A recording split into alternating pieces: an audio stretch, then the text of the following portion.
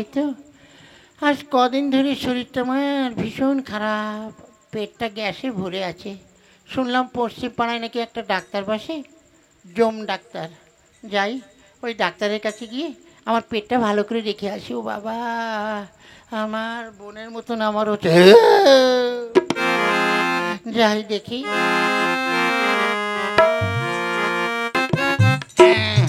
ওই যে বাবা, ও মা গো, ওই হাঁটুতে এমন ব্যথা কি করে হইল গো?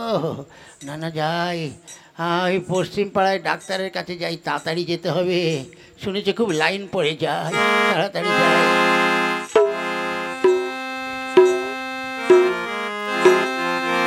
ও বাবা, ও মা, ও গো, কি আমার পেট তো পেটের জায়গা নেই, বুকের উপরে উঠে গেছে। ও বাবা রে, ও মা, আসলে তো হবে তো, তার কারণ হচ্ছে পেটে নিচে জায়গা নেই, অন্য কিছু আছে তো, যার জন্য উপরে উঠে গেছে। ওরে বাবা রে, আমি তাড়াতাড়ি যাই, যাই ডাক্তারের কাছে যাই।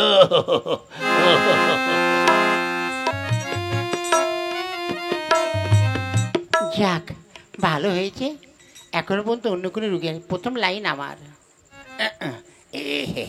দ্বিতীয় আমি। ওরে বাবা রে,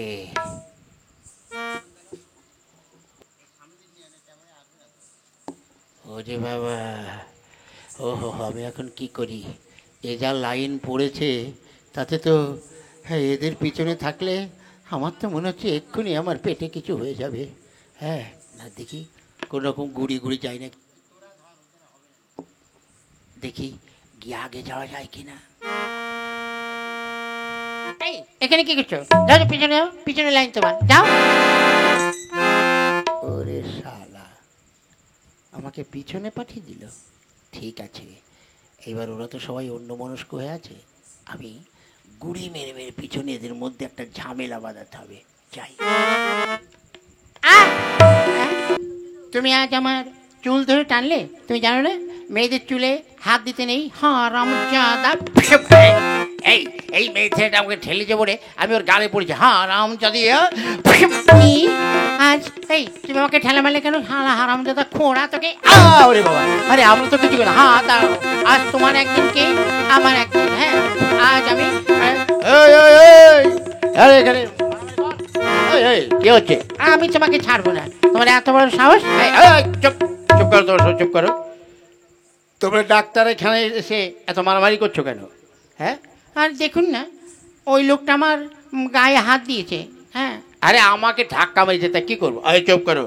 তোমরা যদি এরকম করো তাহলে কিন্তু আমাদের ডাক্তারবাবু কিন্তু তোমাদের কাউকে দেখবে না। চুপচাপ বসো, ওই দেখো আমাদের ডাক্তারবাবু আসছে।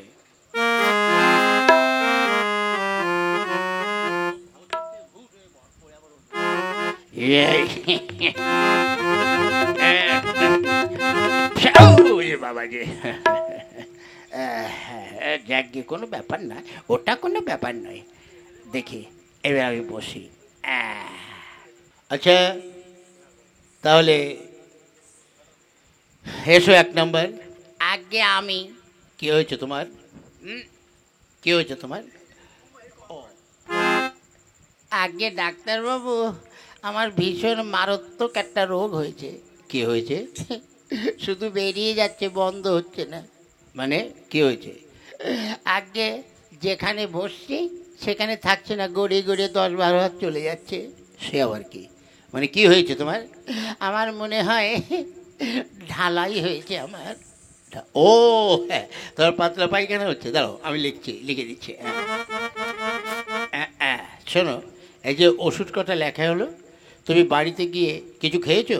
আগে বাথরুমে যেয়ে পাচ্ছি না, তা খাওয়ার টাইম পাবো কখন বাবা? শুধু বেরোচ্ছে একভাবে। ঠিক আছে, বাড়িতে গিয়ে তুমি ভালো করে পুঁই শাক আর ভেন্ডি দিয়ে ভাত খাবে। হ্যাঁ, আর হচ্ছে সকালবেলায় ওই 2 প্লেট ঘুগনি, 4টে চপ খাবে।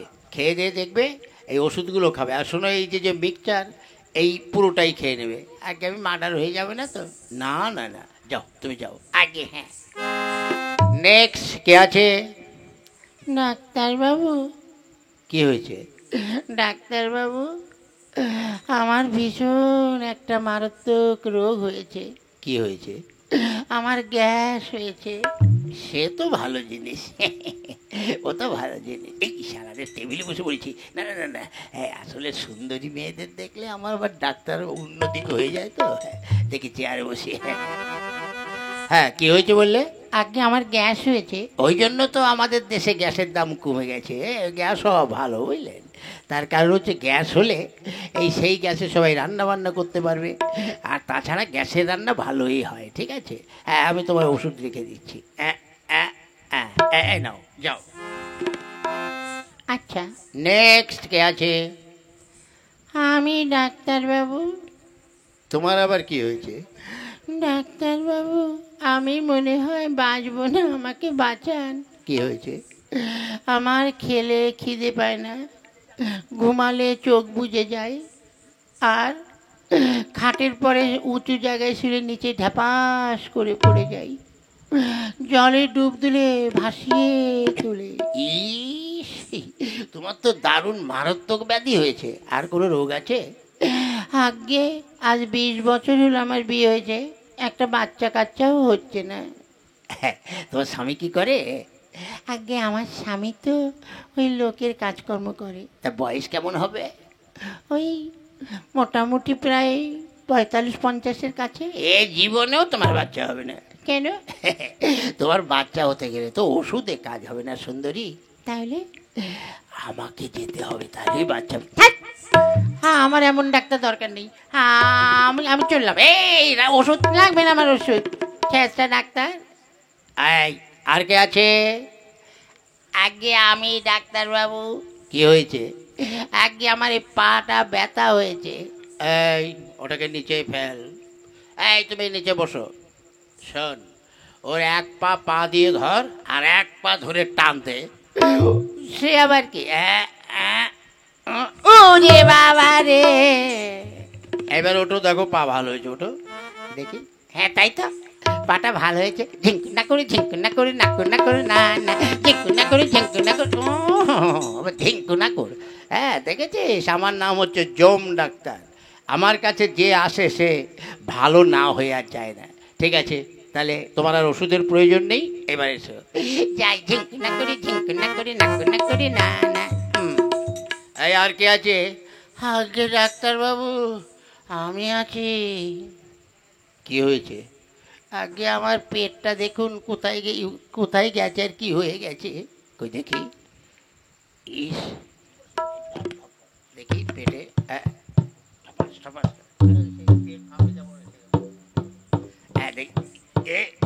ডাক্তারবাবু শোনো, তোমার যা পেটের কন্ডিশন, তোমাকে অপারেশন করতে হবে। এসো এখানে শুয়ে পড়ো, যাও। এই তুমি যন্ত্রপাতিগুলো নিয়ে এসো। আগে ডাক্তারবাবু সব আপনার পাশে আমি রেখে দিয়েছি। হ্যাঁ তুমি এক কাজ করো, ওর কাছে যাও, রোগীর কাছে যাও। ডাক্তারবাবু ওটা আপনার হাতে কি? এটা স্ক্রু ড্রাইভার। ওদের কি করবেন? আরে বাবা, তোমার পেটটা আগে ফুটো করতে হবে। ফুটো করে তো দেখতে হবে যে আমার মনে হয় তোমার পেটে বাচ্চা এসছে। তা কি করে সম্ভব ডাক্তারবাবু? আমি যে বেটা ছেলে, আবার কি করে ডাক্তার বাচ্চা হবে আমার পেটে? ও তুমি বুঝবে না, এটা ডিজিটাল যুগ তো, ওটা হতেও পারে। দেখছো না ডিজে কেমন চলছে, এই এটা হচ্ছে ওই রকম। আগে আমার কি হয়েছে? তোমার তোমার ওই ইনসিসাইড রোগ হয়েছে। হ্যাঁ সেটা আবার কি? ইনসিসাইড রোগ? হ্যাঁ দেখি এটা ফুটো। ও বাবা রে! ওইটাকে ভালো করে চেপে ধরো তো, ওর পেটের পরে ওঠো, উঠে ওটাকে চেপে ধরো। ও রে বাবা রে! হ্যাঁ দেখাচ্ছি। হ্যাঁ ঠিক আছে, দেখি করাতটা কই দেখি।